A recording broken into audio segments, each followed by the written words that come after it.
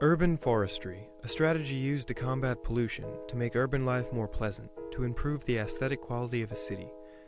Urban forests, man-made forests in man-made places, cover city blocks and line the streets. Beautiful in an unnatural situation, an unnatural environment. But is it worth the cost? Does it work? The trees planted in cities not only provide shelter and shade for people and buildings, but also serve to help remove toxins from the air. Over time, and as the trees grow, they capture and store greenhouse gases, carbon dioxide, and other pollutants in their leaves and trunks, thus creating healthier air for the community. The trees and other plants in an urban forest also help purify the water. They act as natural sponges that soak up water and release it back into the air through transpiration, purified and clean, keeping the water local and replenishing the aquifers. These trees also prevent additional polluted runoff from entering into local lakes and streams. Maintenance of the trees and other plants are one of the main problems of urban forestry.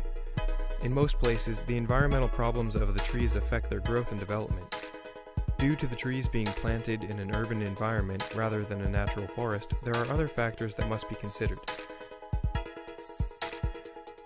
Providing the trees with enough water during droughts, sunlight exposure, nutritional balance, pesticides, and soil problems are all things that should be taken into consideration when deciding to plant urban forests. If not handled and cared for properly, these are factors that could limit a tree's lifespan. Today's society of cars and roads can also be detrimental to urban forests.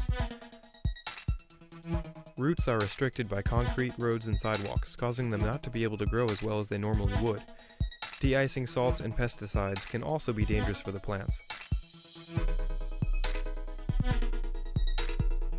When planting urban forests, the types of plants and their placement are major factors, even when the goal is to save money. If the wrong tree is planted, such as one that can't survive in a hot or cold environment, it will die and have to be replaced. Trees should also be placed in such a way as not to interfere with buildings, houses, power poles, light poles, and other objects. The root system of trees should also be considered when planting trees.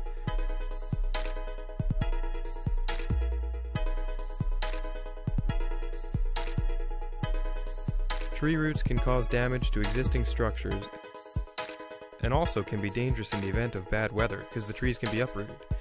Invasive species are also a major problem. Invasive species can take over the habitats of local plant species and destroy areas of natural diversity.